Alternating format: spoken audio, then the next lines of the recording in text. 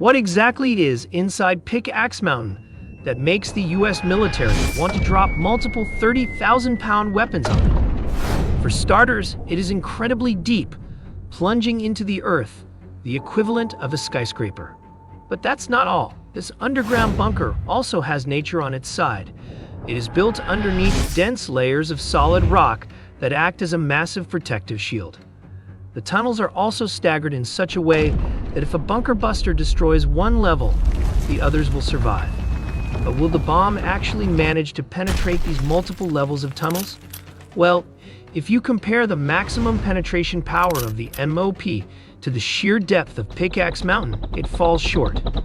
So, how do you solve this problem? The US would need to send a specialized joint team of special forces and helicopters and army scientists to navigate the maze of tunnels, locate the enrichment pockets, plant explosives, and blow out the rooms containing the highly enriched uranium. This is Pickaxe Mountain. It is located in the central part of Iran, specifically within the Isfahan province.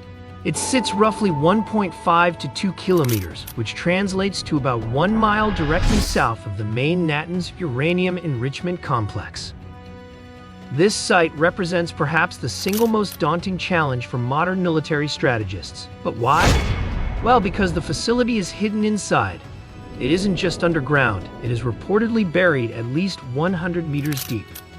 That is the equivalent of a 30-story skyscraper plunged straight down into solid rock, making it far deeper and more heavily fortified than any of Iran's other nuclear sites. So, why is this specific mountain such a nightmare for the US military? The answer lies in the earth itself. As you can see here in the cross-section, there are massive, dense layers of natural rock and compacted soil formations. This isn't just dirt. This geological armor acts as a monumental shock absorber. It guarantees that the vital nuclear enrichment processes housed below remain completely unfazed by conventional airstrikes or low-caliber munitions. But depth is only half the story. So how did Iranian engineers actually construct this subterranean labyrinth? They didn't just dig straight down. They excavated the mountain using a highly calculated zigzag tunnel network. As we pan through the mountain's interior, you can see isolated pockets of enrichment plants, scattered across multiple different elevations.